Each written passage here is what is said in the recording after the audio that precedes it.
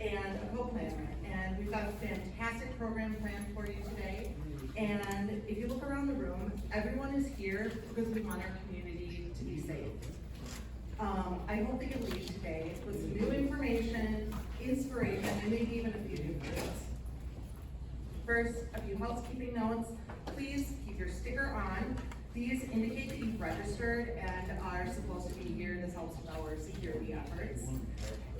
Please take a moment to silence your phones. If you need to use the restrooms, they're just on the other side of the back wall of this room. If you're thirsty, we've got pitchers of water in the back, and some cookies, a lot of cookies. Please take your cookie. And anytime today, if you're feeling emotional, we've got Kleenex boxes throughout the room, so that's why they're there.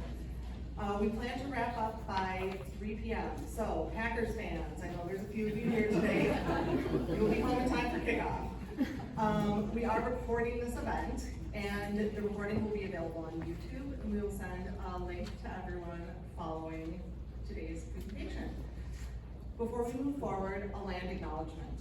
Golden Valley is built on Dakota land. We acknowledge the genocide and forced exile of the Dakota peoples and recognize the additional injustice caused by the suppression of the observance of their cultural and spiritual heritage.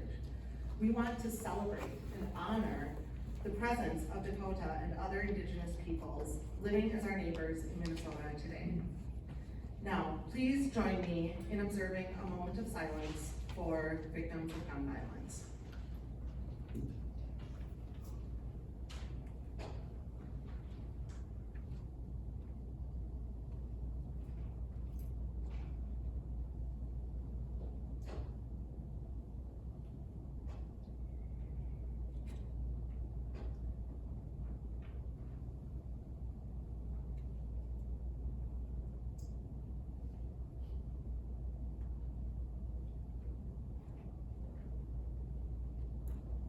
Thank you.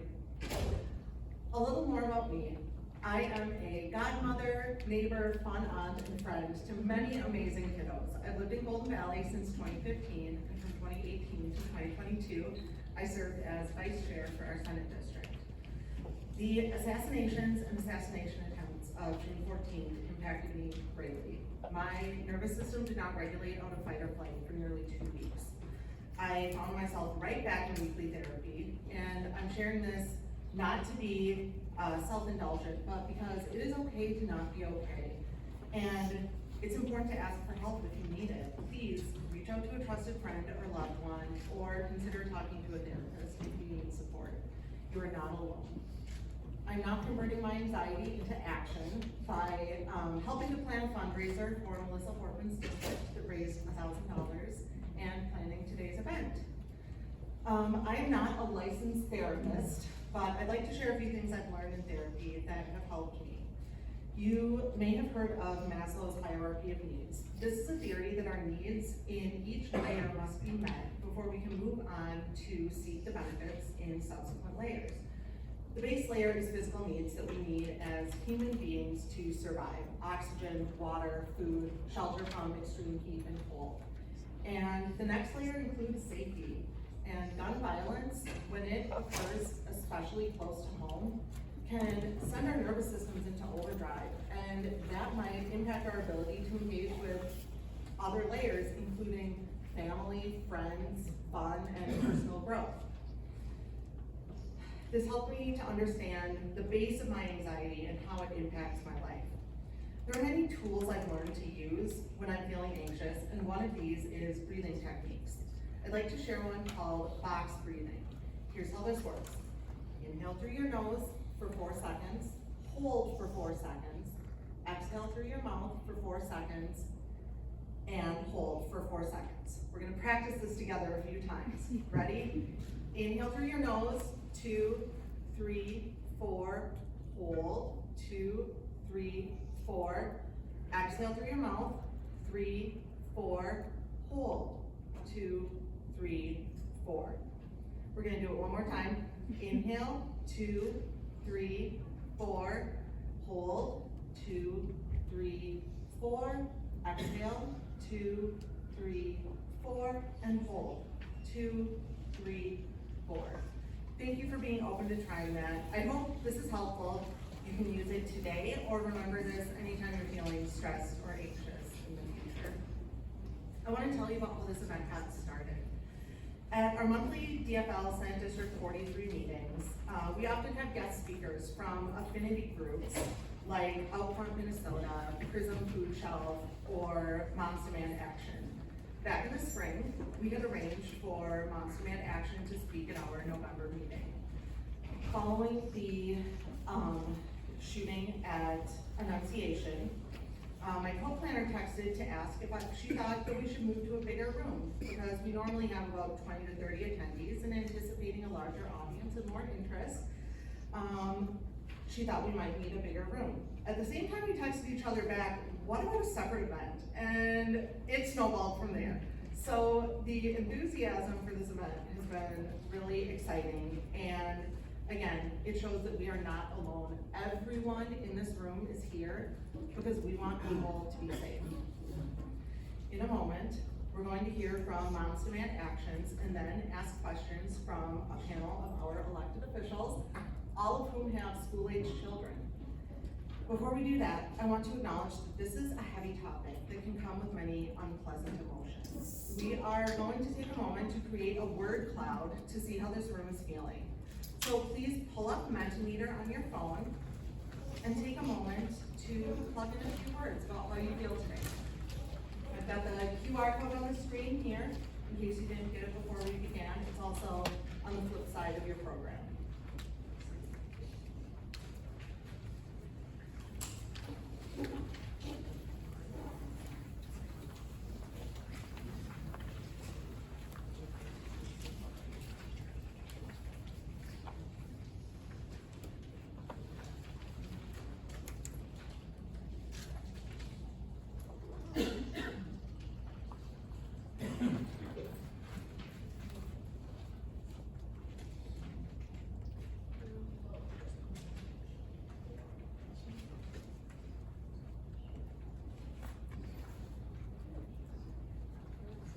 Obviously, anxious is quite a big word up there, and clearly I can relate to that. Angry and sad, also very understandable.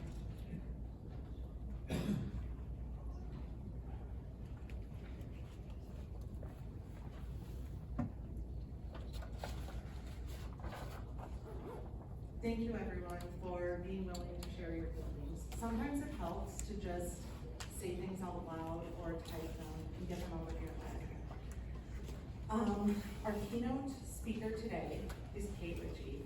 Kate is a mom of a 3-year-old son and a 1-year-old daughter and lives in Golden Valley. She joined Moms Demand Action after she experienced the fear and anxiety of sending her newborn to a large corporate daycare center.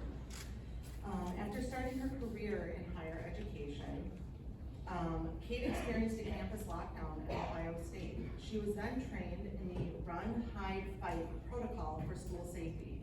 Now, she works at U.S. Bank in marketing, and she has been trained again in that same Run, Hide, Fight training 10 years later.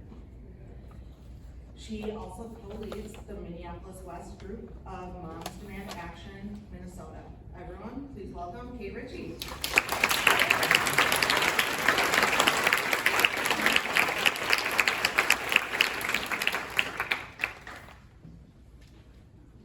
I think that breathing exercise was specifically for my benefit, helping me calm down a little bit before I speak to you all today.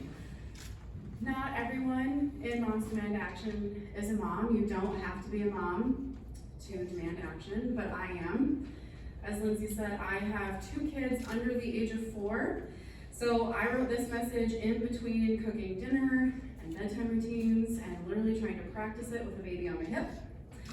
I don't have a lot of free time, and I'm really learning the value of those precious hours that I do have. I really don't have the time to be here today. I wonder how many of us actually have the time to be here today. But when it comes to our kids' safety and our children's safety, we have to be here. We have to make the time to be here. And it's my kids that brought me here, so that's the specific lens that I'm going to be taking today. And really, We're all here and this event came to fruition because children are dead. That's what made us come out on a Sunday to talk about something that none of us want to be talking about. To be clear, I do not want to be talking about this today. And we want to provide space for one another and ask questions and discuss potential solutions, yes. But it's been 4 months since Speaker Wortman and her husband Mark were assassinated with a gun. It's been 47 days since a shooter fired 30 rounds into a group of people standing outside Cristo Rey Jesuit High School. And it's been 46 days since 2 children died in their church pews at Annunciation Catholic School. And that's just the state of Minnesota, and it doesn't even cover every instance of gun violence that's happened since then. We're here for a community conversation, but I'm going to be honest with you today, I have less and less patience for conversation. I am tired of talking about dead kids, and I think you guys are too.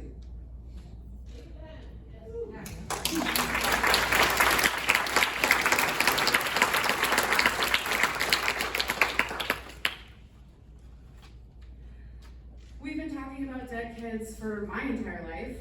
I was 10 years old when 2 shooters killed 13 people at Columbine High School. I grew up with stories of how they hunted their classmates through the cafeteria and the library. Stories about hiding under desks and tables and behind chairs. As a senior in high school, I watched the lockdown of Virginia Tech on TV in my 6th period class. That shooter killed 32 people as I prepared to graduate and go to college myself. The only other time my teachers had been so glued to the television during school hours was when the Twin Towers fell. We watched the planes tear through those buildings like paper lanterns, and we saw them fall and fall and fall over and over again. And later, as a graduate student at Ohio State, after another shelter-in-place incident, I taught my English students a poem about the people who jumped from those towers to escape the fire.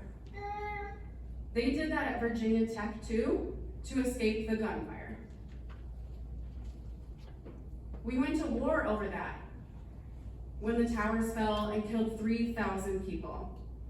But the war on terror didn't end the terror our communities and children feel about being shot at school, or at church, or at the grocery store, or standing in the street. Firearms are the leading killer of kids in America, the 4th leading killer of kids in Minnesota, and nearly 3,000 kids die each year from gun homicide in the United States. That's a 9/11 each year. Let me be graphic about this because I believe the moment calls for it.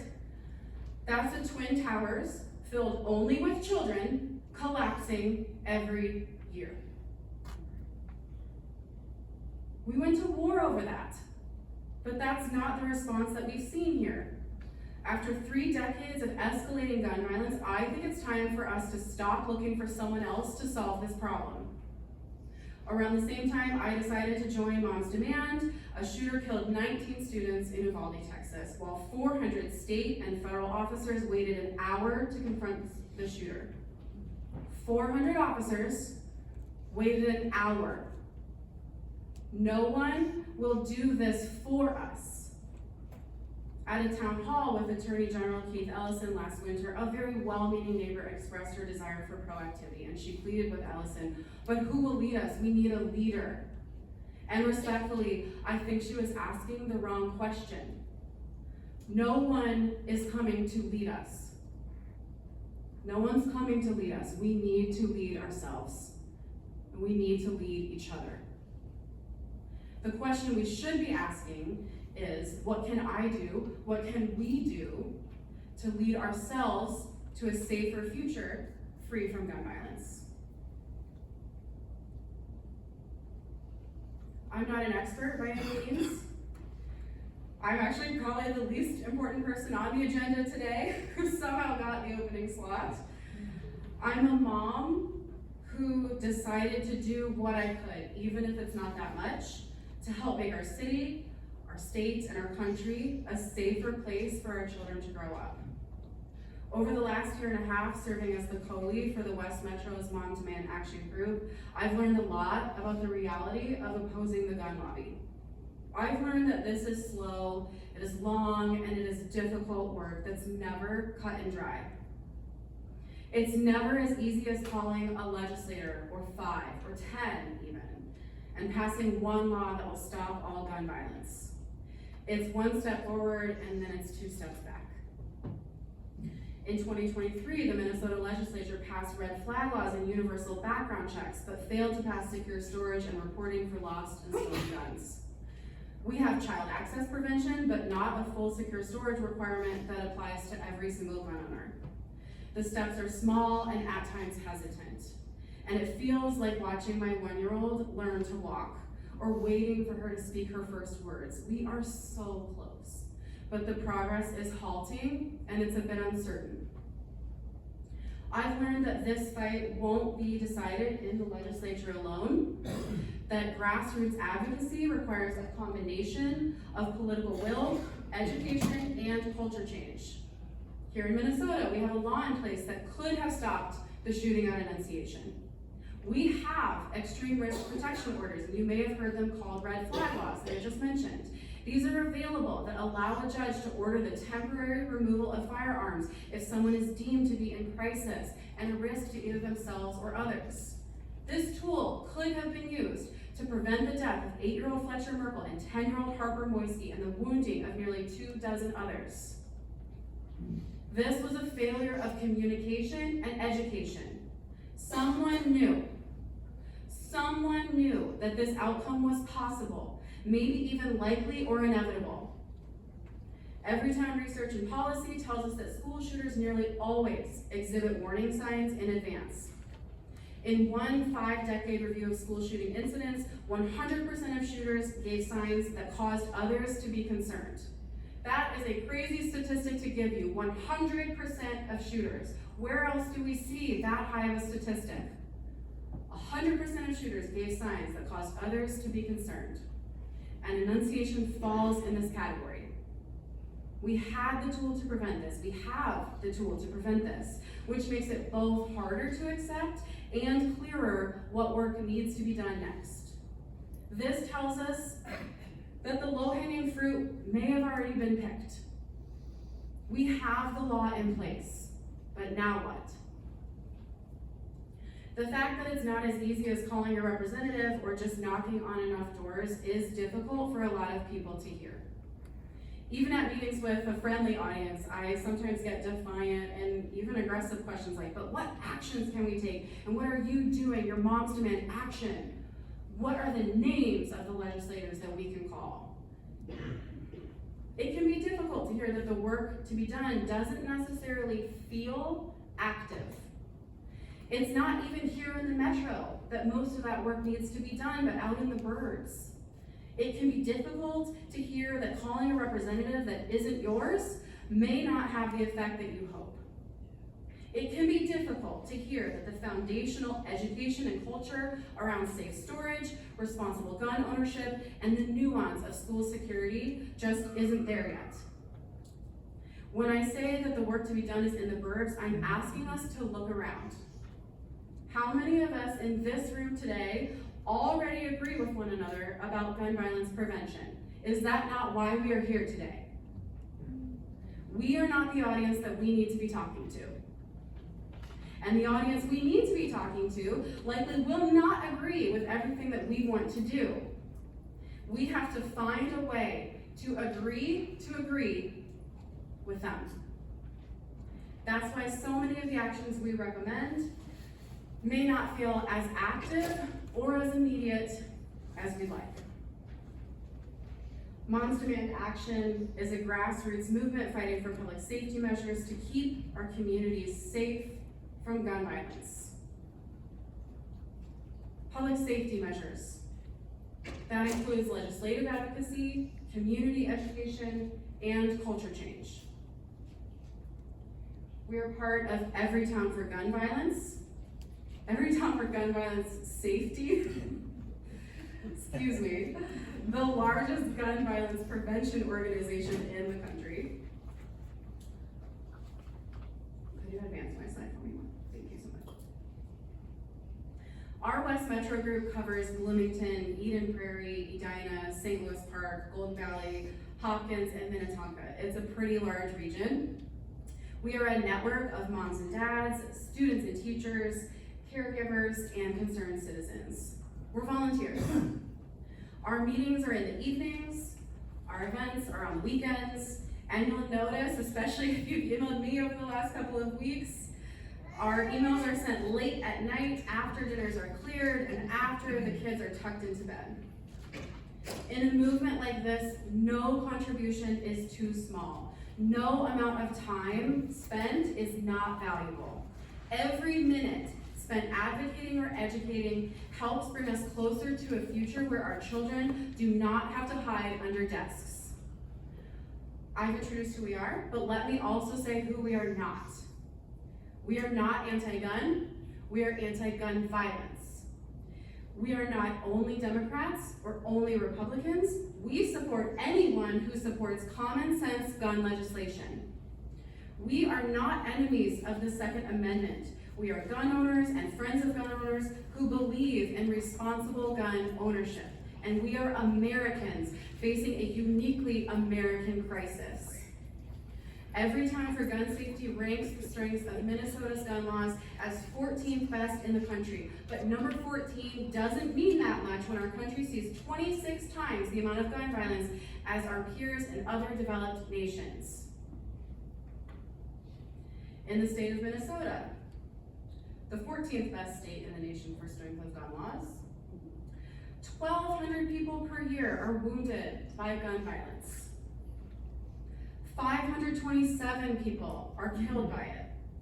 The room that we're sitting in now holds about 200 people.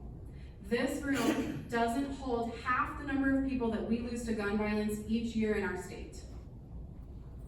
In the state of Minnesota, 39 children are killed by guns every year. I moved here 4 years ago. So in the time that I've been here, we've likely lost about 150 children, or over 150 children to gun violence, just since I've been here.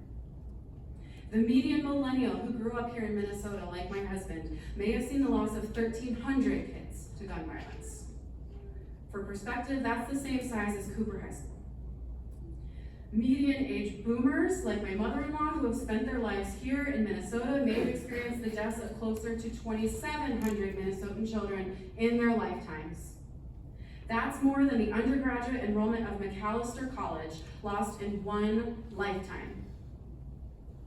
My grandparents met at Macalester, so it's grim for me to have to make that comparison. But we've lost schools worth of children within yours and my lifetime.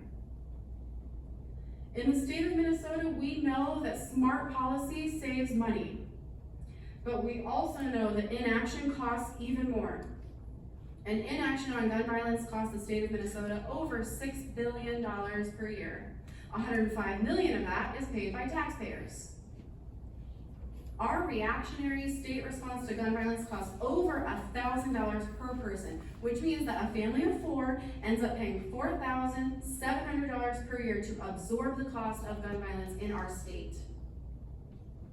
I was disappointed to hear about the potential for state cuts to private school funding, knowing how much my family is paying to help the state clean up after gun violence happens.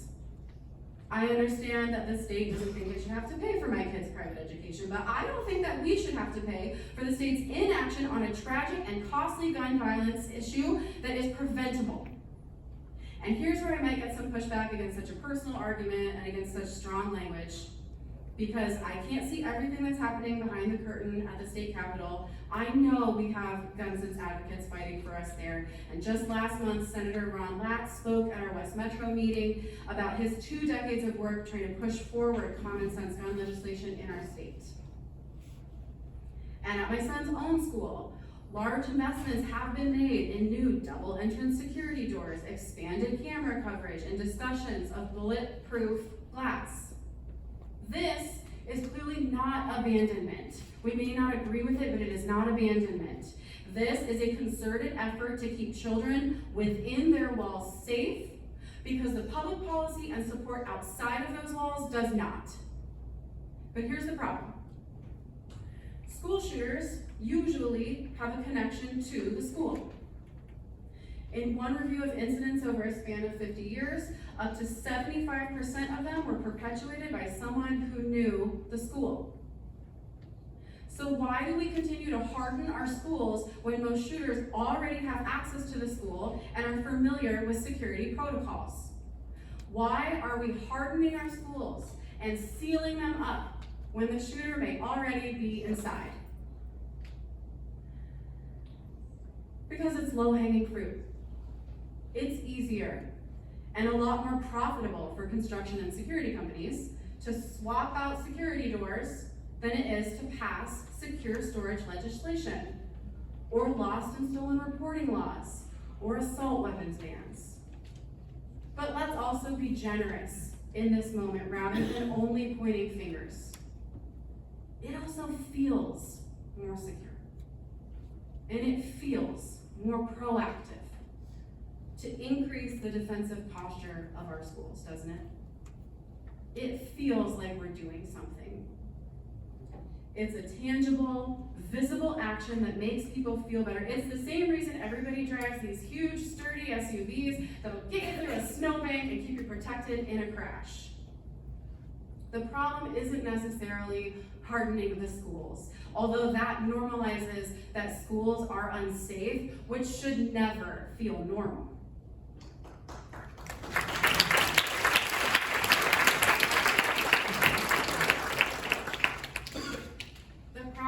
We only talk about hardening schools, because a hard schools won't protect students from a peer shooter. A hard school won't protect someone in crisis from dying by suicide. Hard schools can't protect people who aren't in school. And it couldn't have protected the Annunciation students from being shot through stained glass. So let's talk about what can protect them. Let's set the stage for a conversation and a panel about what can protect all of us from the rampant gun violence keeping our communities in fear and distress. It can be really tempting to say that it's good news that Minnesota has already passed the 5 foundational gun laws that are recommended by every town.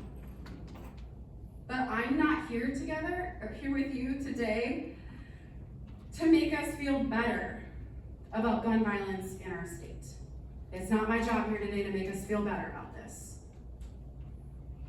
Especially when the work that has already been done may represent the easiest steps to take against the gun lobby. The rest is going to be uphill both ways and 3 feet of snow. Gun sense advocates and legislators have worked hard to ensure that we live in a state where background checks and purchase permits are required. In the opening slide, we saw a measure of how all of us are feeling about whether our laws that are currently in place are keeping us safe. We do have laws in place that are keeping us safe. They are working hard for us. Permits are required to carry in public, and in 2023, we passed a law allowing extreme risk protection orders that I mentioned earlier. This law is already saving lives. It is doing its job. Last month, Senator Latz at our meeting shared that over 100 ERPOs were filed last year, and despite my earlier point that the Annunciation shooting was probably a failed ERPO opportunity, there are most certainly sons, fathers, mothers, daughters, sisters, and brothers still alive and with their families today thanks to this law. And I want you all to know that and know about that. We also have child access prevention laws on the books that require guns to be stored, locked, unloaded, separate from ammunition if a child under the age of 18 might otherwise access it. Notably, in the state of Minnesota, we don't have a shoot first law or stand your ground law, and we need to keep it that way.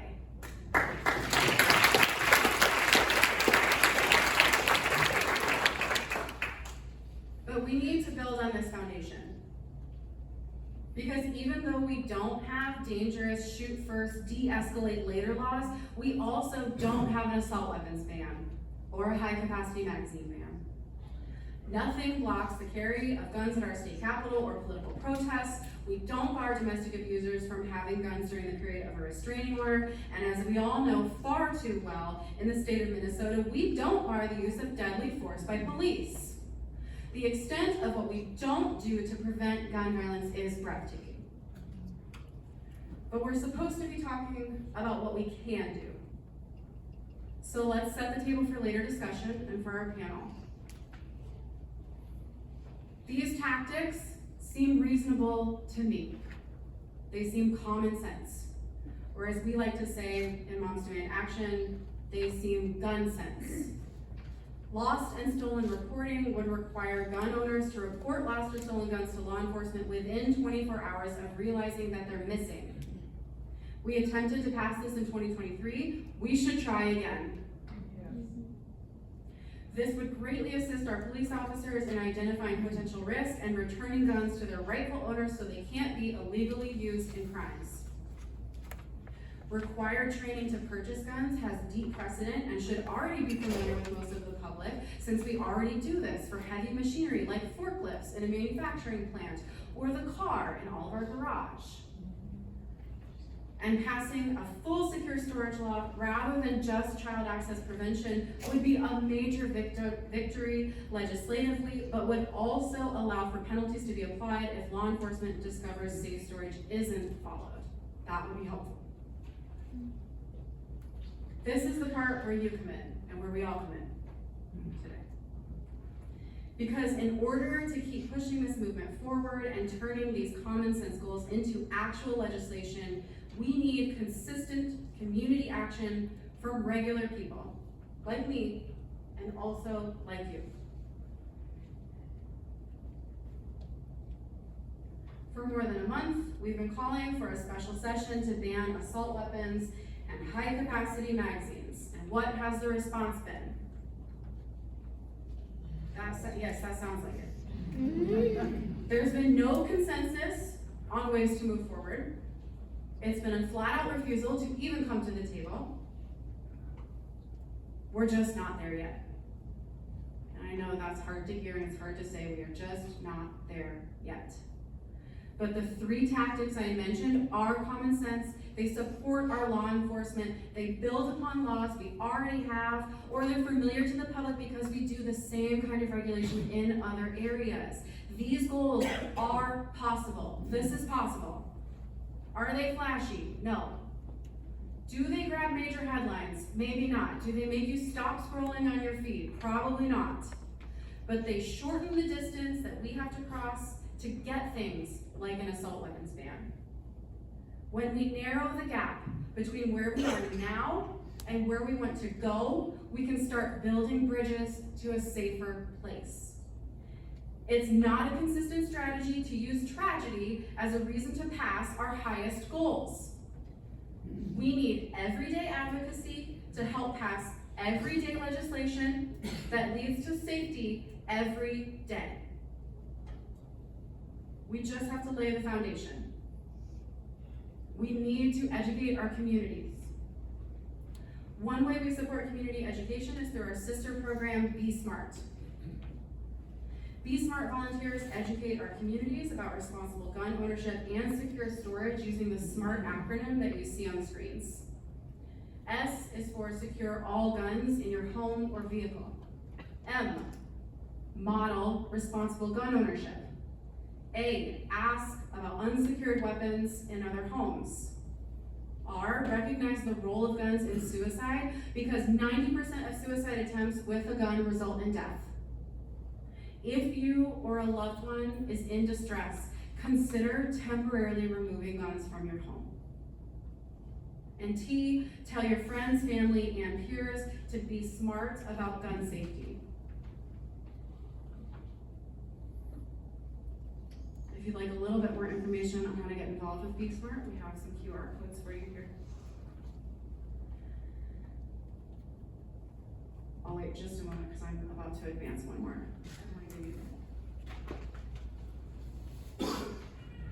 And I need a drink, so just give me. I'm also really interested in what will be possible with our new brother program, Train Smart. We believe that everyone can become a safe, responsible gun owner with the right knowledge and training. We also believe that this training should not be coming from the NRA. Every town worked with military veterans to build a firearms training course that recognizes the responsibility that is required to own a gun. This program offers online and in-person gun safety and marksmanship courses. These courses include de-escalation techniques, emergency planning, and suicide prevention. If you own a gun, if you are thinking of owning a gun, or if you know someone who is, this is a really great nonpartisan option. I believe in respecting the power of the Second Amendment. The Minnesota Gun Owners Caucus doesn't own support for the Second Amendment. Like I said, we are not anti-gun, we are anti-gun violence, and these educational programs help us better equip our communities for responsible gun ownership. Our educational partnerships go hand in hand with culture change work, and they're both important for building communities that are aware, that are educated, and that are ready to vote for common sense gun laws when it's time to knock on doors. This is where some of the realest, most uncomfortable, but most necessary everyday work begins. We have to normalize talking to one another about common sense gun violence prevention. We have to go beyond condemning gun violence. I've never met anyone who doesn't agree with me that gun violence is bad, and I am from Indiana. It is not what to do about it. It is what to do about it that causes those arguments. It's not the fact that gun violence is an issue. We agree on that. It's what to do about it that causes the arguments. If you have children at home or teens who babysit, as I imagine so many of us here do today, one of the most obvious ways to normalize this is by asking other parents if they have guns in the home and how they are secured. If your child has a severe peanut allergy, you'd ask about peanuts in snacks, I assume. I have yet to send my kids to a daycare that's not nut-free. The amount of sun butter that I've bought, because we all recognized that peanuts can be very dangerous for some kids. And yet, we still haven't normalized asking about firearms in the places our children visit and play.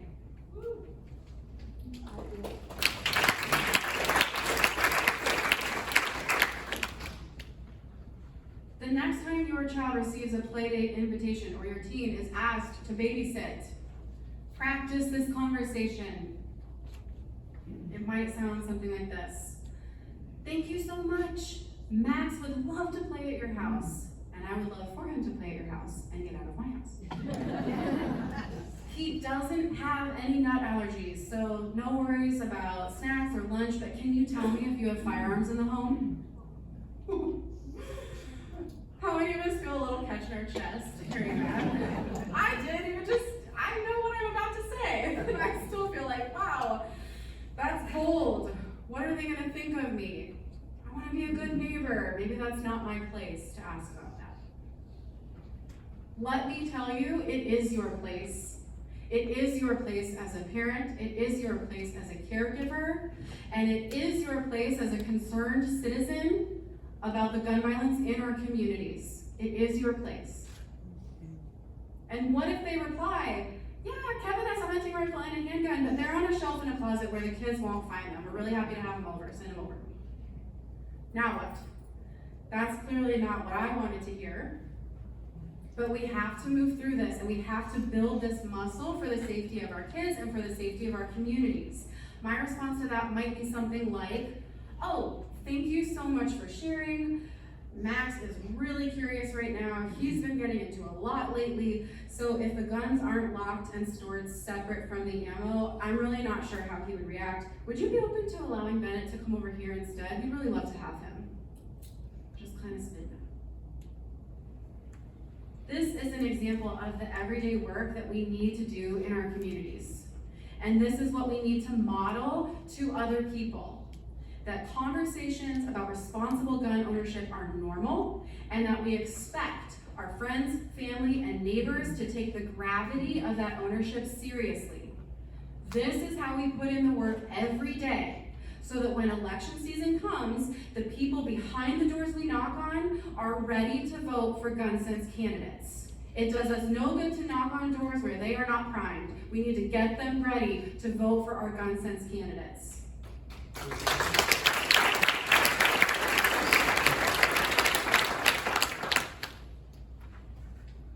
If you have more time because your kids are older than 4 and wipe their own butts, you can text 64433 to be notified when there are specific calls to action through every town. If you want even more control over how and when you volunteer your time, which sounds amazing, I would love to hear those stories, and you let me know when that will happen for me.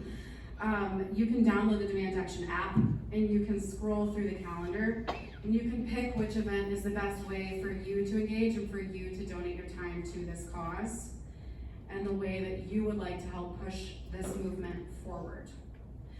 I talked a lot about the reality of opposing the gun lobby today, and I mentioned how slow and how difficult that work can be, and frustrating. But I do want to guide us into the panel on a positive note, because I do see progress that gives us hope. It gives me hope, anyway. Like Lindsay mentioned before I came on, when I was a graduate student about a decade ago, I worked in higher education administration. As part of my role, I worked really closely with campus police, and they trained us in the run, hide, fight protocol. And you're given tips in this protocol. Maybe some of you have taken it through your roles. But they give you tips on how to first run from an active shooter. Then if you can't run, you hide from an active shooter. And if you can't hide, then you fight as a last resort. Which is not why I was in education, but I was in my 20s and I thought that that was my job. My office was surrounded by glass walls, so there really wasn't anywhere that I was going to be able to go, but I still bought into this idea that I should give my life for my students and protect them at all costs. And as a mom, of course, that's what I want to hear from the people who have my children every day. These are the kinds of people who go into education. And it wasn't until years later that I thought, that is really unfair. It was really unfair of them to ask me that. And it is unfair of us to be asking that of our public servants and our teachers. It is not right to ask our teachers and caregivers to sacrifice themselves for situations that are preventable. Inaction on this topic is not right. But 10 years later, I do see other people questioning this. I do see nods in rooms. I see rooms like this filled. There are people who are believing this and talking about it out in public. We wear red shirts. We sit in rooms like this and we try to find a path forward. The action that you choose to take doesn't have to be big. And it doesn't even have to feel that active. No contribution is too small. I am a random mom who joined an advocacy group a year ago, and now I have the privilege of encouraging you all to do the same. We will get there. We will. I believe that. We will get there. There is not another option. So keep going. Thank you all so much. Thanks for being here.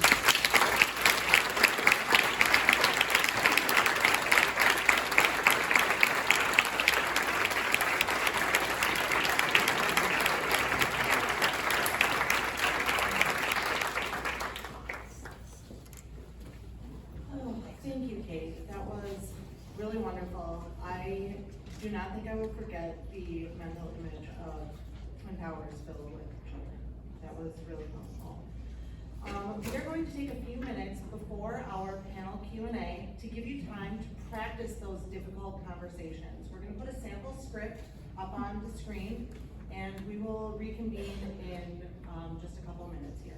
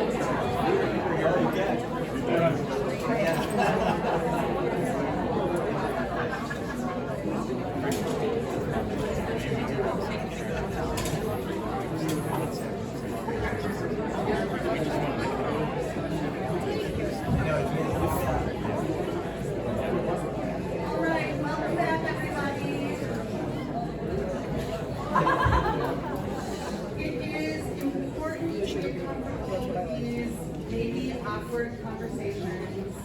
This is what's going to create a safer community. Up next, we are going to have a Q&A with a panel of our elected officials. We will be taking questions via Mentimeter, the same app that we used earlier for the word cloud. The QR code is back up on the screen, and on your program, please take a moment to pull it up on your phone. We will be crowdsourcing questions today. So this means everyone can enter questions, and everybody else in the room can upvote them with a thumbs up.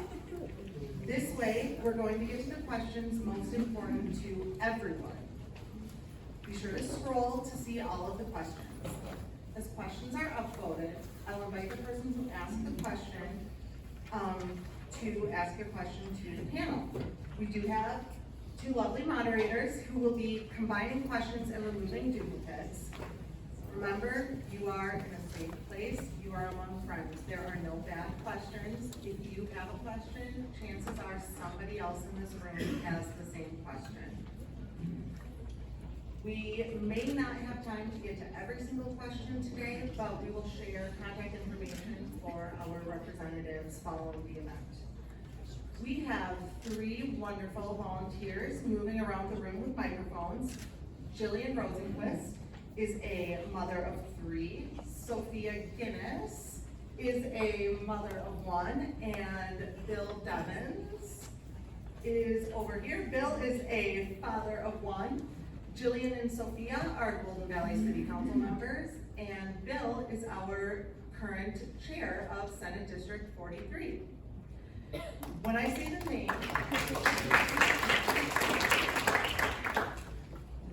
name of the person who asked the next question, please raise your hand or stand if you're able, and one of the volunteers will come to you. They will hold the mic for you. Please don't take the mic, just say your name and ask your question. Now, I am excited and honored to introduce today's panel. In addition to Kate, please welcome Ilhan Omar.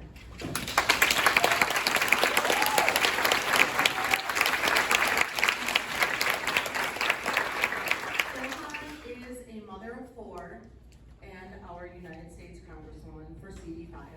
Following the shooting at Annunciation, she called for an assault weapons ban. Peggy Flanagan is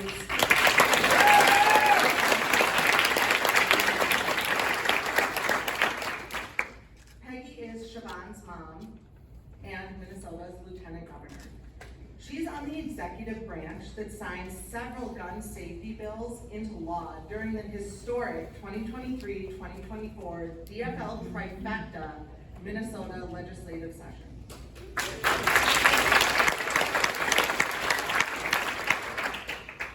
Cedrick Frazier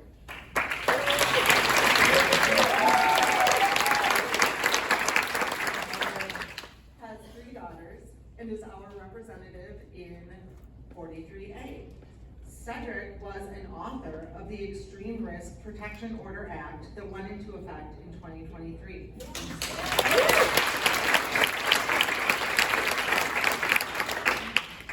Kate already talked about it, but this is the red flag law that prevents gun violence by temporarily restricting access to firearms for individuals who are deemed an imminent risk to themselves or others. And Mike Freiberg.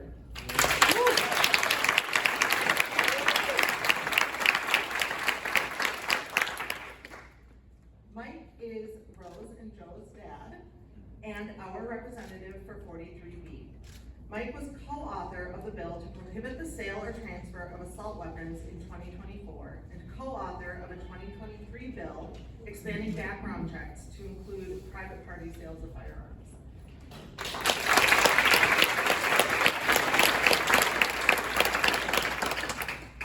Thank you all so much for being here. We're very lucky to have you fighting for our community. I'm going to kick it off with the first question. As it relates to gun safety, what are your current priorities?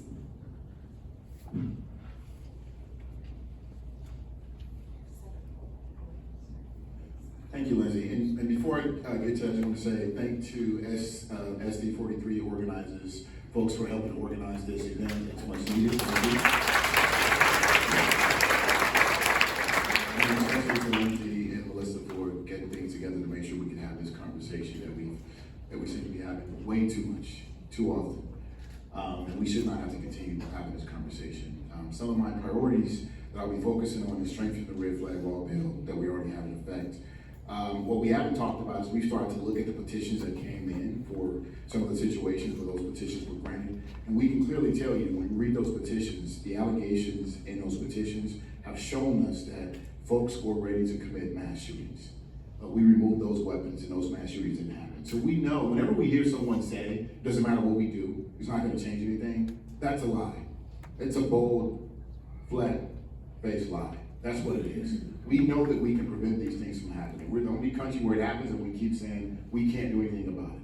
When this happened in other countries, they banned assault weapons. They haven't had the issues that we have. We have the power to do something about it. And I just want to say, Kate, when you say you may not be the most important person, you are one of the most important persons. Anytime we have these moments, we should have our moms speaking up, dads speaking up, educators who are asking to be human shield for our teachers speaking up, and we should have our kids speaking up saying they don't want this anymore, they want us to change. We need to have that happen, and I'm glad to be a part of this conversation. Well, good afternoon, everyone. I'm so grateful that you're here, and I'm so moved to be in a room that is so full. And I think I appreciated that Kate said, you know, you're in community, right? These are good folks, and a lot of the people that we need to be talking to aren't in this room. And I think we need to remember that. My top priority is banning assault weapons and high-capacity magazines, but close third to that, or somewhat related, is that we need to power map and organize and be very clear who we should be targeting, who maybe is not a gun sense candidate, who is unwilling to take the steps that are needed and necessary to protect our children. And that is the work that is ahead of us. And so I believe we need to make policy change, but we also need to make sure that people feel the pressure, or the folks who would be unlikely suspects to come into this room to be part of this conversation. We have to invite them in, and we have to have a groundswell of support to ensure that we make it as uncomfortable as possible for the folks who serve with Cedrick and with Mike to be able to make different choices. Thank you. Good afternoon, everyone. It's really, truly an honor to be part of this conversation. I want to thank Leslie and Lindsay for and CD 43 for helping organize. I want to give a shout out to the other elected officials that are also in this room who deeply care about this issue. I think it is such an honor to share this panel with people who have been an incredible champions here in our state and have already moved great legislation, but as Kate said, you know, we need to do more. And that more is kind of where I come in on a federal level, because we understand that many states can have different laws, but if we do not have a federalized gun sense policy, then we're never going to be free of gun violence. And it is also important to bring into this conversation when we think about gun violence. Oftentimes, the times when we come together, the times when we're the loudest, is when the violence happens in our schools. Right. And as parents, you know, that is something that is so shocking, because that's supposed to be the safest space where our children are supposed to grow and thrive. But we see gun violence in our neighborhoods, in our streets every single day. And some of us have even tragically been touched by suicide, which is again also part of gun violence. I think for me, obviously, you know, we've voted and passed assault weapon ban. We've passed red flag laws in Washington, in the House. We haven't had the majority in the Senate to do that. We haven't had that with the president who will be able to sign those pieces of legislation. And so my hope is that in the next, in this coming up cycle, that a lot of our efforts collectively will go into creating that majority so that we do have a change in those that are in positions of power to be able to vote for all of these pieces of legislation that we know are going to save lives and set us on a trajectory where we are not constantly having a conversation about gun violence in this country and witnessing just the trauma and the heartache that we experience. Two things that I want to start bringing as part of the conversation that we're not really doing in Washington, D.C., is to try to create a training program or mandate a training program, because we know young people, especially in this country, when they're learning, when they want to drive, they have to learn how to drive. And I think when you are a first-time gun owner, it should be a requirement that you do a 3-month to 6-month class, and that you can prove that. And once you are not able to do that, then you don't get the access to be able to purchase the gun. The other thing we have to realize is that even with all the bills that we're talking about, even if all of those bills were passed, we are not going to be England or Australia, because we have more guns in this country than we have humans. And so one of the things that is going to be important is to create a registry. So we know where the guns are, we can know when they go into the wrong hands, when they're stolen, and we can actually start a buyback program. I know that some of the Minnesota legislators have had that legislation, and that's something that we should be thinking about on a federal level.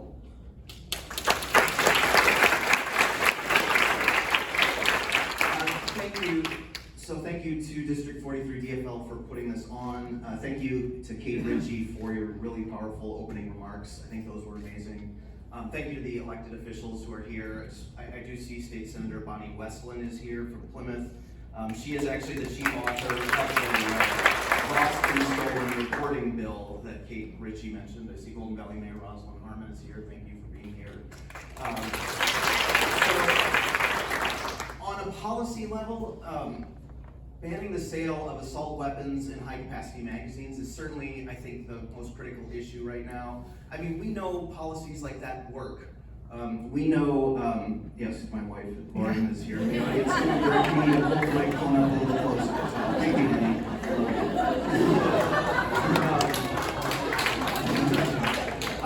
So we know these policies work. There was, so Representative Frazier was chief author of the red flag bill we mentioned. I encourage everyone here to read the Star Tribune article that came out about a week ago, showing there were 300 or so examples of instances where guns were removed from somebody who was a clear danger to either themselves or to others. And certainly not everything is perfect with it. Anytime you pass a comprehensive, transformative piece of legislation like that, there are things in terms of the enforcement of the bill that you're going to need to work to refine it, but the nuts and bolts are there thanks to Representative Frazier's work, and we're going to keep working to make sure it's better. My other goal, though, honestly, is probably, I know this isn't a campaign event, but my other goal is an electoral one. Elections have consequences, and it used to be that, there were some Republicans who supported common sense gun violence prevention measures, and honestly, I don't think we have any anymore in the legislature right now. So it is going to take right now we have a tied House. There are 67 Democrats, there are 67 Republicans. So for anything to pass in our current legislative makeup, it needs to have bipartisan support. And we've seen, the governor has been trying to negotiate in good faith with the Republicans. We have a reasonable list of policies that we would like to see as part of a special session that could happen, but they just, they've been dragging it out, and I think the governor has said right now he doesn't think the votes are there, and he doesn't, he's not sure if it's worth bringing us to St. Paul to not pass something. So, it took a legislative trifecta. It took total DFL control of the House and the Senate and the governor's office, and we had, the narrowest possible majority, a 1-seat majority in the state Senate, but we were able to pass these meaningful laws like the red flag law, like the universal background check bill. So, I think our top priority right now should be the bill to ban the sale of high-capacity magazines and assault weapons. But I just want to be realistic. It may take total DFL control again, barring a seismic shift in the Republican Party, because I don't know that the support is there among any of our current legislative Republicans. So.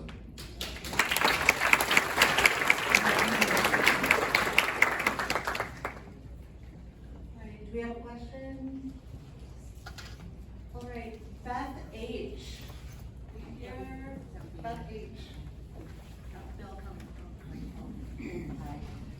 is there a way to influence other representatives and senators, both at the state and federal level, to support, that aren't our own, to support common sense gun measures?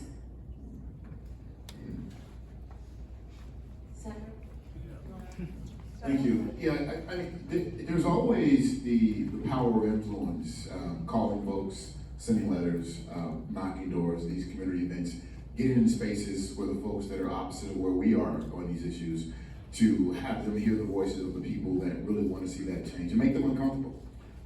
That is always a way to do it. Then the other piece is exactly what Mike was talking about, is the idea of going out, organizing, and make sure you get people elected that are actually going to do the thing that we want to see get done.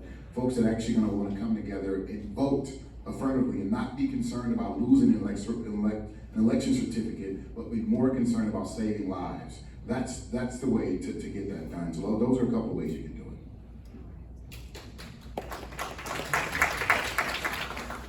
I think the other thing that we talk about a lot in our meetings is to think about some of those small everyday steps that you can take. Because in addition to what Cedrick just said, how many of us know folks in the burbs or know folks in purple counties, in red counties? Like, we all know at least one person, right? And I think at the risk of sounding quaint, it is helpful to talk to that person because they know you. And instead of making this a conversation that floats around the top, that's a political issue that no one wants to touch, turn it into something that matters to you as a human and as their friend or as their family member. That's, I think, in some ways, on one hand, it can be the easiest thing because you know them and you can talk to them. On the other hand, it's sometimes the hardest thing because how do I have this conversation with somebody that I love or that I care about something that's really difficult? But that is something that we talk a lot about at our meetings, is how do we identify the people that we know, think about our sphere of influence, and make this issue something that is normal to talk about, talk to them about why it matters to you, make those personal pleas to them so that they can then carry that forward, and ask them to contact their senator, ask them to contact their representative. But yeah, sometimes it's going to take a few conversations, but even that is enough in addition to what Cedrick mentioned. Thank you. Next question is from Chris Pugh. So, knowing there are limits on how each level of government can legislate firearms, what can we do across different levels of government to create a bottom-up approach for positive change? All right, who wants to start? Mike? Oh, Ilhan?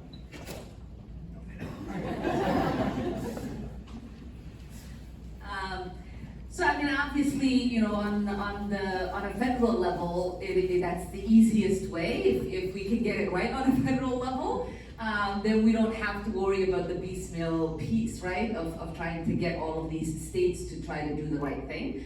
But it doesn't hurt having it on a state level because that can be something that we use as an organizing tool to try to push and advocate on a federal level. And I oftentimes think about when conversations are happening on a municipal level, on a county level, throughout campaigns, it is easy for the people to start to ask the folks who are running for the state legislature, you know, what are you going to do about this once they recognize that, you know, that can't actually get done on a municipal or county level. And then once, you know, that becomes an ask that people have of their legislators, then it becomes easy to ask your federal representatives, members of Congress, when they're running, to say, you know, what do you think about this? So I think what Kate earlier was alluding to is just like planting the seed that this be a part of the conversation that you're having with folks. Like, this is something that we have to address. This is, again, a very unique problem that we have here in the United States. Other countries have gotten it right. You know, they're not as big, they're not as gun enthusiastic as we are, but they've had their tragedies. They used to have relaxed laws. They no longer have, and they don't have the tragedies that we have to live with on a daily basis. And so it is something that is possible. I will say one thing too. That's a great question, Chris. In terms of the, you know, wanted this coming from the bottom up. So, you know, we talked about cities and counties. Unfortunately, cities and counties, when it comes to regulating gun violence, have their hands tied a little bit behind their back, and that is the fault of the state government. So, I mean, before Representative Frazier or I were in the legislature, the gun lobby was successful in getting a preemption bill passed. So cities and counties in Minnesota actually do not have the ability set in state law to regulate this. So that's another area that I think as legislators we need to talk about, because I do think having, you know, starting at the grassroots level, at the level of government that's closest to the people is really important. But obviously with cities and counties unable to pass meaningful laws because of the state, at this point it needs to happen at the state level for there to be meaningful policies. So that's something we're gonna keep working on at the state level also. And school boards too. That's right. There's school board members here. If you're a school board member, raise your hand. Thank you for being here.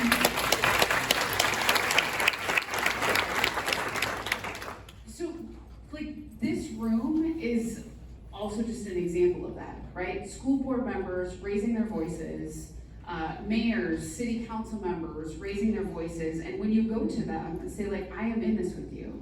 If you go to the legislature and you testify and say, we've had a tragedy in our community, or we are watching our communities live in fear, I need your help, that is so powerful. And so this again becomes about organizing and relationship building, so that I know when Mayor Harmon goes, right, to the legislature, that she knows I have her back and she has mine. And that is what this is gonna take, because all of these conversations that we are having, even asking, do you have any firearms in your home? Like, you felt the room shift and folks were like, oh gosh, I don't think I could ask that question, right? And like, if we're not even willing to ask if you have firearms in your home, then how on earth are we gonna go and demand the things that we need to keep our babies safe? So just keep coming back to that. Being Minnesotan is fraught, right? And that sometimes asking for what we need and what we want is so hard. But boy, when you think about how your kiddo feels in your arms when you just get him out of the bathtub and you give him that little squeeze, that feeling is worth it for the feeling of discomfort that you have in pushing our lawmakers to do more. And you get to stand on that truth every single day, which is so much more than folks who are trying to defeat us have to stand on.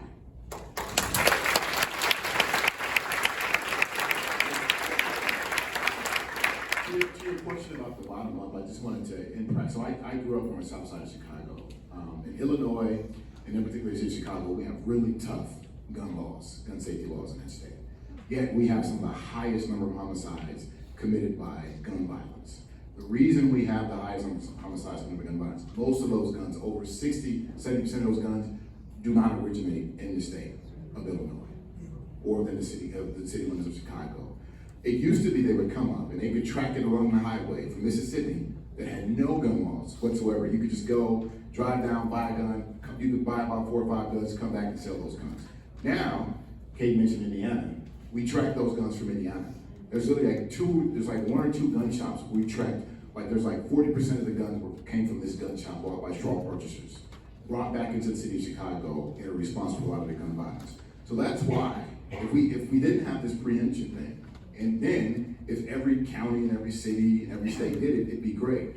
But right now, it's kind of a hodgepodge of things because we have preemption laws. But when one state does it and the surrounding states don't, it's not as effective, right? And I tell you that story because what you'll often hear from opponents is that, well, look at what's happening in Illinois. Look at what happened in Chicago. Look at what's happening in Chicago. Look at what happened in New York. They have strong gun laws. The response to that should always be, what are the states around them doing? Where are those guns coming from? There's usually an answer to the thing that they want to use to say we should not do anything because we can't do something, because it's not going to change anything. And again, I'll just tell you, that argument is just straight out wrong. It's a lie.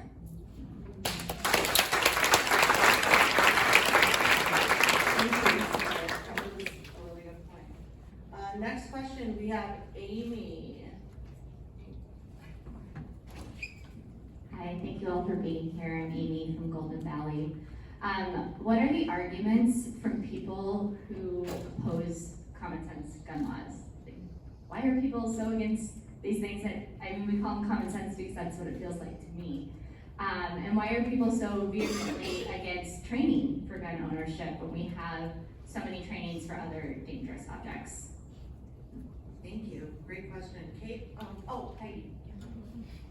So I'll tackle this first, and then I know my colleagues up here have brilliant things to say. There's the editorialized part of this, right? And then there's just like what we hear, right? And what we hear is that it is all about mental health, right? And here's the deal, you know, Republicans have come, I agree, that's right, like Republicans have come forward with their proposal, which is that we want to invest more in mental health.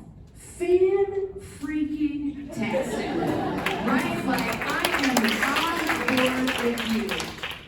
And we have to do something about the damn guns, right? Which is banning assault weapons and high-capacity magazines. And right now, that is a price of admission for us to be able to get to the table or to get to a special session, is to say, absolutely, let's have those conversations. But you have to be willing to give us an opportunity to have these things before the House and the Senate as well, which is just not what is happening, in particular on the House side. So I think that's important to name. But I also think for folks who are gun owners, this is really important. Your voices in particular, I will say our voices in particular. I own a 12-gauge Benelli Ethos. It is in my home. It is stored securely, right? And I went through training to figure out how to safely use that firearm.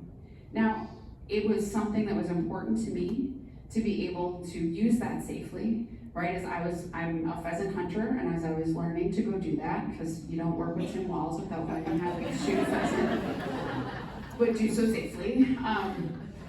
But that was incredibly important to me, and also to model to other women that this is a sport that you can do so safely, right? And there are so many people out there, the DNR being one, who are willing to help you do that. So I think that becomes even more important, that folks who are gun owners are willing to have those conversations, identify yourself, and to say, like, I went through this, it made me better, and it made me safer. And just generally, I think we need to call their bluff and say, okay, we're gonna meet you halfway, or I'm gonna meet you all the way there, but we need you to hear the voices of Minnesotans that are drowning us in cries for our children to say that there is more that we can do. So I don't completely get it all the time, but I will tell you that we are ready to go, right? We are ready to go. I also think this might be another situation where we are circling around a very important question that we are not asking, which is, what makes you feel this way? What makes you feel like common sense gun laws are not something you can support? And so I think this topic has become so polarized, and the human element hasn't been stripped out, because we're all feeling the effects of it, but the personal experience and the personal stories of when people talk to each other about it, if they do at all, those are stripped out, and it becomes my side wants this, your side wants that, and we're each trying to pull each other over to the other side. And this is just my opinion now. I'm not speaking for moms right now, I'm just speaking for me. Like, that's not always realistic. And as individuals, when we think about laying the groundwork, preparing those voters for when we knock on doors to be able to say yes to the legislation that we're trying to push, we need to ask ourselves, have we done the legwork that we need to do to understand why do they feel like they need assault weapons? What is it that makes them feel that way? And if we can understand that, then maybe our arguments about it can be better. But we're not asking those questions. We're just saying, why are why don't you want what I want? And that's not the right question. So when we're thinking about having these conversations, I just encourage us all to not come at it from a gotcha perspective and not try and be convincing someone on that first conversation. We're not trying to convince these people all the time that like they need to come to our side. We're trying to understand what is their perspective on this so that I can have that understanding and now have a more nuanced conversation with you about how we build that bridge. Like I said, like how do we get closer to where it is that we know we want to go. But if we're just trying to pull them and we're not actually interested in hearing why they feel that way, that's when they tune us out.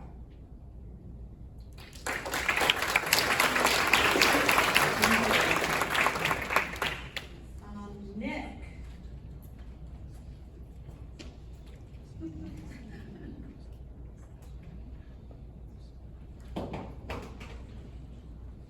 All right, would you support adding a ballot initiative to alter the Minnesota Constitution for better gun safety and thinking assaults weapon ban? And this gives power back to voters over the leaders that did the thing wrong way. And then I also have a question about just law enforcement and how to trust law enforcement, given that some of our laws give them more power and they've proven to not necessarily post people in situations. Sure, I'll tackle the first question.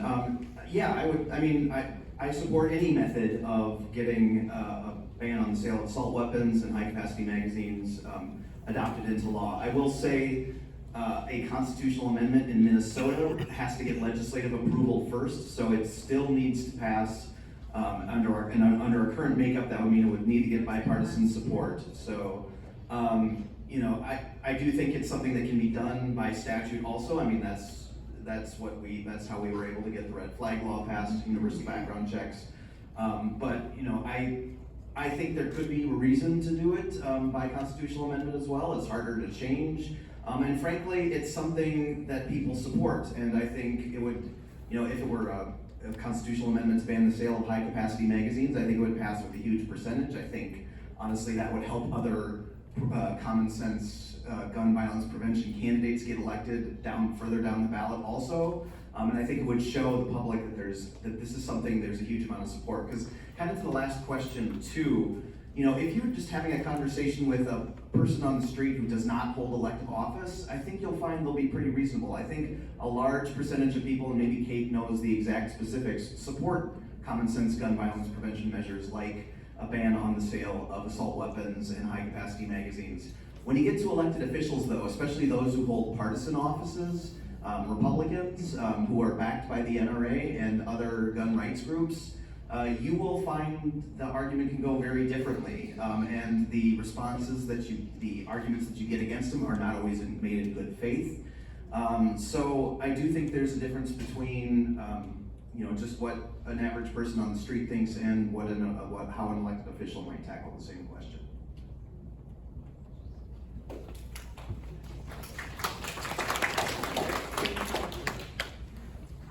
Next question from Melissa C.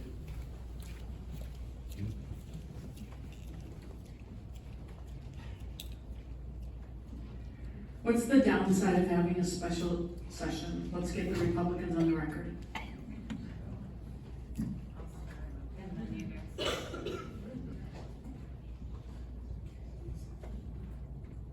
I mean, the downside is like, once the governor calls it, he can't adjourn it, right? That is up to the legislature, and right now, in the House, that would be up to Republican Speaker Lisa Dameth. I can't speak on behalf of what Republicans in the legislature might do, but it opens it up for a lot of conversations that would fall outside of talking about banning assault weapons and high capacity magazines. What has happened year after year after year when we have had a special session is that there's an agreement that's reached by leaders, that these are the parameters as to how we're gonna have these conversations, which allows, frankly, more fruitful action that is able to occur. And even if there are tough conversations that need to happen, or people say we want to bring this forward or that forward, even if we don't agree, it allows for a different kind of politics. Right now, when Democrats have brought forward a list of things that, I think we all feel pretty reasonable, Republicans have just said, we're not even gonna take that up.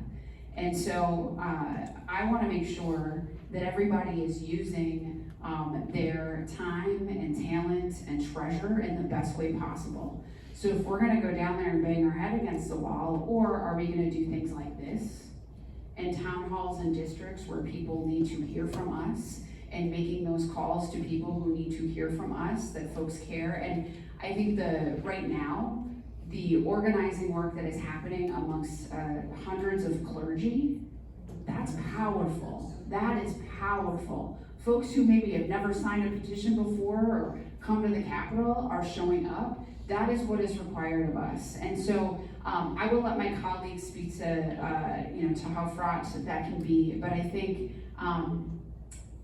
I've just been struck by just the no, right? We are not even willing to consider any of that. When I think Democrats have come together and have moved something forward in good faith and say, we are absolutely also willing to hear the things that you've moved forward. Let's have those conversations. But to just say no is not the spirit of Minnesota. So then let's figure out the places and spaces we can organize to build for power for gun violence prevention.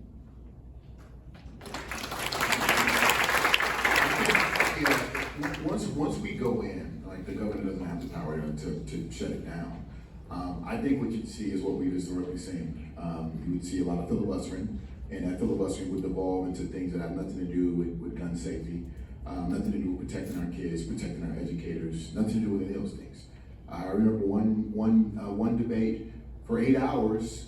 My Republican colleagues talked about their favorite hamburger for 8 hours. And the topic of conversation was about worker protection rights. That's what we were talking about. We were talking about protecting workers, and they spent 8 hours talking about their favorite hamburgers. And I would imagine we would evolve into those kind of conversations, culture wars, talking about immigrants, talking about anything, but nothing that has to do with gun safety, attacking trans community. Those are the kind of conversations that we would have. And to me, it would be so disrespectful to all the community members and family members that have lost people to gun violence, to watch us, or to watch my Republican colleagues have that debate. It's not a debate, but to have a conversation to talk about anything and everything but gun safety. And that is exactly what we would see if we went in and we didn't have an agreement to move forward in a way to actually pass legislation that would actually protect folks and save lives.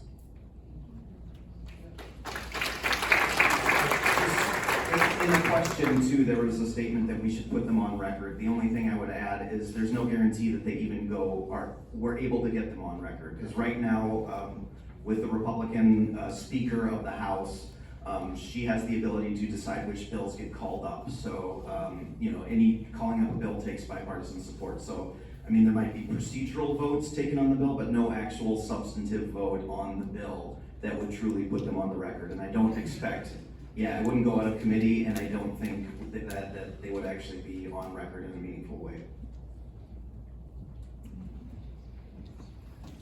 Thank you. And we've got time for one more question from Jonas. Jonas C.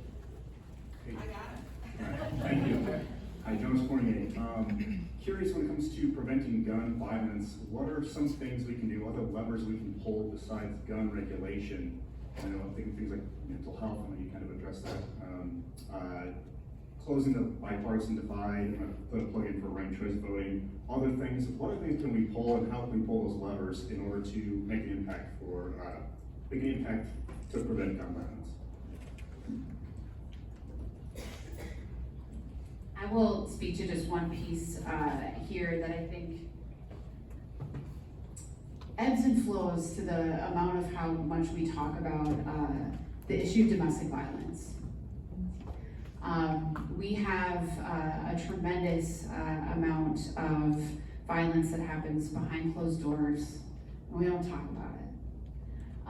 And right now where I am so grateful to have my member of Congress sitting next to me, who I know advocates for programs like the Office of Violence Prevention and getting resources into communities, to cities, to be able to do this work so that there's prevention that can happen before it escalates to this level of someone losing their life or being hurt. So I just want to put a plug in for that, because the same folks who oftentimes tell us, right, oh, we can't do that, right, we can't ban assault weapons, or we can't ban high capacity magazines, but also we're not going to fund violence prevention or fund shelters or housing that allow people to get to safety and to escape their batterer.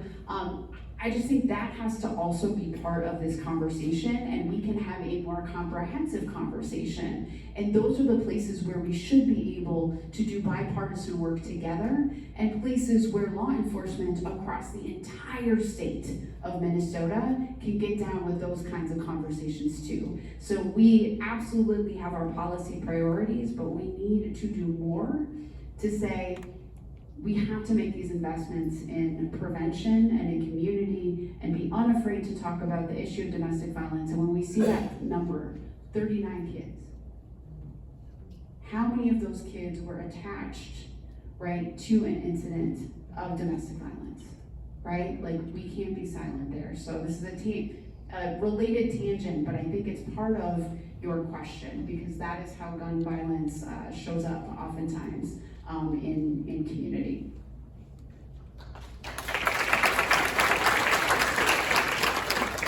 I would say, I mean, it's a really hard conversation right now to have, because, you know, as the Lieutenant Governor alluded to, you know, if you're not gonna have these sensible gun laws, you want to have the prevention stuff at least funded, right? Because we know that, you know, to Republicans, whenever you say, can we talk about common sense gun laws, they're like, it's not just the guns, it's the humans, right? And okay, all right, it's the humans. So now help us fund mental health programs, help us fund programs that, you know, support violence prevention.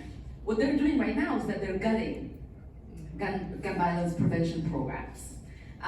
They are gutting programs that help schools be connected to law enforcement agencies, whether it is local or federal, to try to help them do some of the assessments that they need. We haven't been able to renew VAWA, the Violence Against Women's Act reauthorization, because Republicans in the Senate have refused and filibustered our ability to renew that. That hasn't been renewed since 2019 when I got there, which is when we passed it out of the House. And so it is a very hard, disingenuous conversation that we're having. Not only do they not want us to address the issue of guns, they also don't want us to address any of the prevention stuff. They would like to use it as lip service. It's the same argument with immigration. You know, they want that argument to exist for campaign purposes, and for there to be a problem. Every time you're like, okay, what about this solution? They're like, no, we don't like that. Okay, what about this solution? No, we don't like that. How about this one? We don't like that. And it's like we're going back in this circular motion where nothing is getting addressed, and the problem gets deeper and deeper, which is how we find ourselves and where we are as a nation, right? And you know, someone said their pastor told them that, you know, we're not divided, we are disconnected. And so oftentimes when we're having these conversations, we have to stop and we have to hear the disingenuous argument that's being made. And as Kate said, address it then and say, you know, what do you want? And give, I think that's, you know, the thing that we have to do, give them the opportunity to tell us what they want, because we are not going to survive as a nation without addressing the problems that we have, whether it is state level or a federal level. If you keep talking past each other, we're gonna continue to be stuck in this cycle.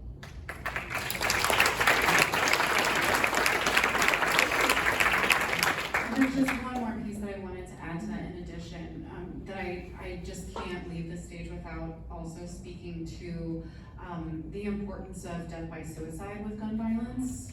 And I think, Kathy, correct me if my statistic in my head is wrong, but I believe something like over 70% of the deaths by guns in Minnesota are due to death by suicide. And so when we talk about things like secure storage, when we talk about being connected like to our community members and doing this education, all of that is happening regardless of what's happening at the legislative level. There are so many organizations that we work with doing great work on secure storage and making sure that we're working with school boards. And I want to talk to you all after this because Be Smart would be great for you guys if you're not already doing it. But there's just a lot of work already being done, and that should continue and is going to continue so that we can kind of keep moving forward. I believe it's a kind of a slogan of ours is like, keep going. So while these folks are doing their great work at the state capitol and in DC, we're gonna continue doing our great work on making sure that people understand these conversations are happening. The education has to also be happening at the same time, and this culture change. It takes all of us. So great question. I'm happy to talk to you a little bit more about it.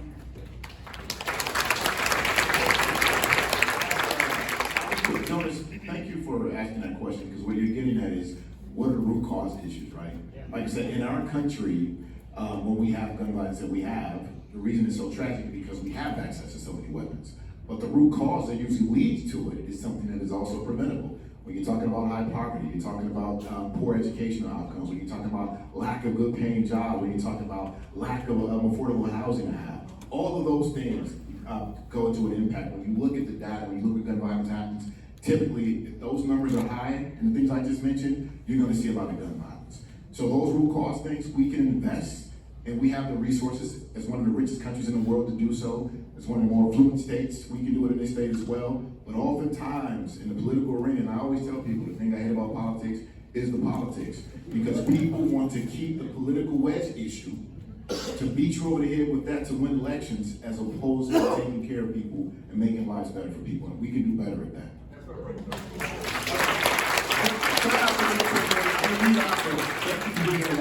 I appreciate it.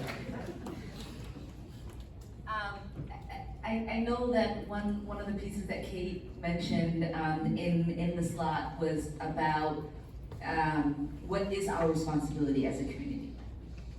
You know, that question of asking someone if they were going over, if your child was going over to their house, asking them about if they have guns in the house, that might feel uncomfortable. But I would say we should also normalize reporting and having that conversation with our children if they tell us about unsafety that they've experienced. Or, you know, I think about social media and all that our kids have access to. Almost every single mass shooter that has recently been arrested has been online, having a conversation about the possibility of them killing people. So, you know, when I read those chat rooms now that are being reported, it breaks my heart because I'm like, what happened to that other person who was on the other end? Why didn't they flag it for anyone? Because that is also our responsibility. I know we're private, right? And we think it's all fun and games, and oftentimes, you know, people, I see my colleagues, they're posting with their little children with massive big guns. You know, it's part of their like Christmas cards. It's weird to me, but it might be normal to them. I don't know. I might be the only one who survived war and who thinks, you know, like glorifying guns is weird. But what I am still shocked and what we should normalize is people seeing those conversations, hearing those conversations, and then picking up the phone and calling someone of authority to say, I'm seeing this, I'm hearing this. You need to too, and see if there is something that can be done, because that could save lives.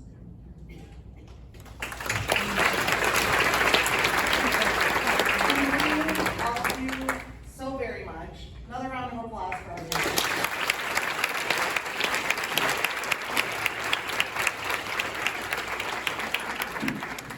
I have to activate this crowd for something. Yes. So I am chair of the advisory committee on Capital Area Security, of which Senator Westland also serves. This is a committee that advises the capital area on safety and security. And so one of the things that we're talking about right now is what do we need at the Capitol to keep people safe? I want to share with you an example. There are 33 other states who have some sort of weapon screening before you enter the Capitol. Now the specifics around those policies vary from place to place. That is our work now as we dig into that. But if you have feelings, thoughts, ideas that you would like to share with us regarding whether or not people should be able to bring firearms into the Capitol and the regulations around those, we are certainly hearing from a lot of folks. I would invite people in this room to also reach out to us. The next meeting is on October 27th in the afternoon, and it will be posted on the DPS website. There's also a place for public comment. You can either attend and testify, or you can just supply written public comment, but that is your house. We all should feel safe in our house. So what that means to you, please, please weigh in. We must hear your voice because right now, frankly, there aren't a whole lot of rules.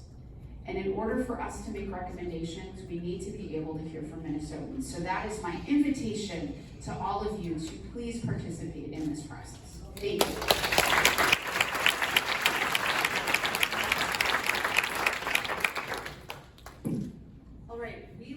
Connect with Peggy and get information about that and share it out to all of you in our email following the event, along with contact information for everyone on stage here today, because we probably could have talked for about 3 more hours, but we're a little time constrained. I know there's that Packers game that people need to get going. So, real quick, pull up Mentimeter. We're gonna do another word cloud. How are you feeling now?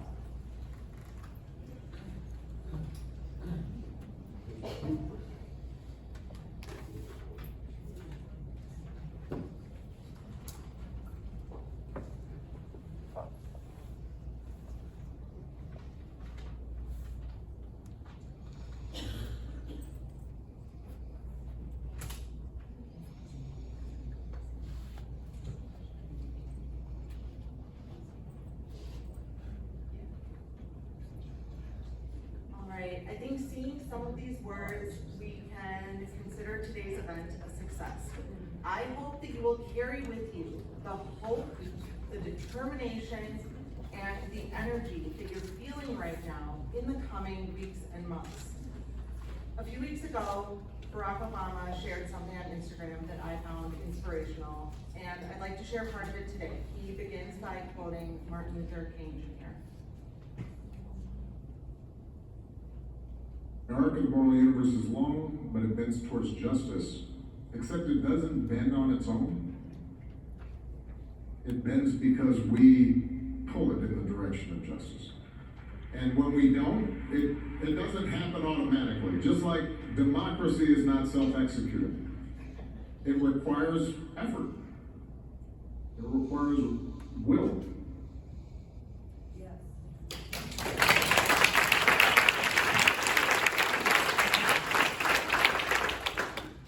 Will not change unless we change them, but we can change them together.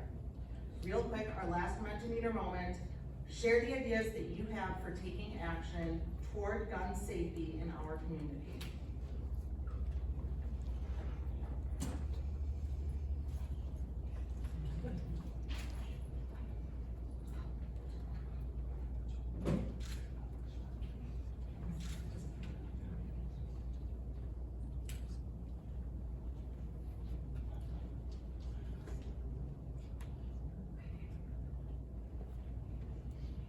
There's some great ideas up there and a lot of ways to act. Everybody can find something that feels right to them. A few more housekeeping notes before we conclude. Thank you again to our panelists and our speaker.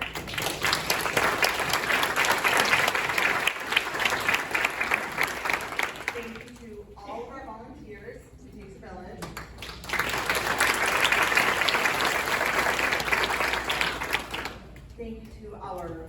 coordinators, and a special shout out to my co-planner, Melissa Caulfield.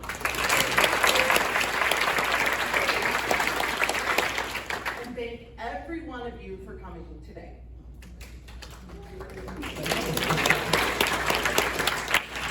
We've got some more info on your way out about Moms Demand Action and Protect Minnesota, a similar group. Grab a cookie on your way out. There's still a lot of cookies. And as we leave, we've got 2 poster boards that say, "Count me in." Take your blue heart sticker and put it on there as a commitment to take action in a way that feels right to you. And I've got a challenge for everybody in this room. Leave here today with 2 new friends, because making friends is when we make community, and making community keeps all of us safer and stronger together. Now, because I'm the cheesiest person in the room, and because this event is partially entitled Standing Up for Safety, everyone please stand if you're able, and on a count of 3, we're going to say, let's do this together. Ready? 1, 2, 3. Let's do